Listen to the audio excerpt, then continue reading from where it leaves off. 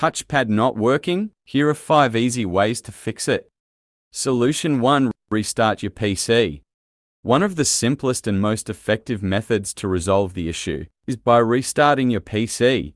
Restarting your computer refreshes all system services, automatically resolving most issues.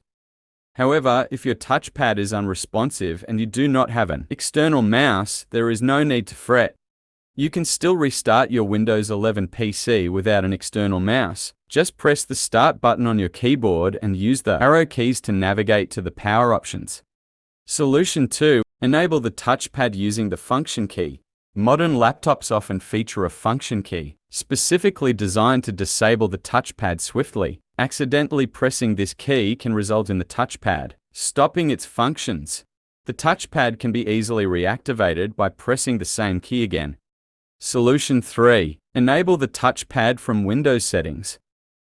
Go to Settings on your Windows 11 PC and select Bluetooth and Devices option from the left pane. Here, you will see an option for a touchpad. If the touchpad option is disabled, simply toggle it on. Solution 4. Run Hardware Troubleshooter. Launch the Start menu by pressing the Windows key on your keyboard and type in CMD. Enter the following command and press Enter. Once done, a troubleshooting window will pop up. Hit Next on the active window and it will start scanning your PC for any hardware issues. Moreover, if it finds something wrong on the software level, then you will see an option for automatic repair. Click on it, and your issue should get fixed. Solution 5. Check and update touchpad drivers. Launch the Start menu by pressing the Windows key on your keyboard, search for Device Manager and press Enter.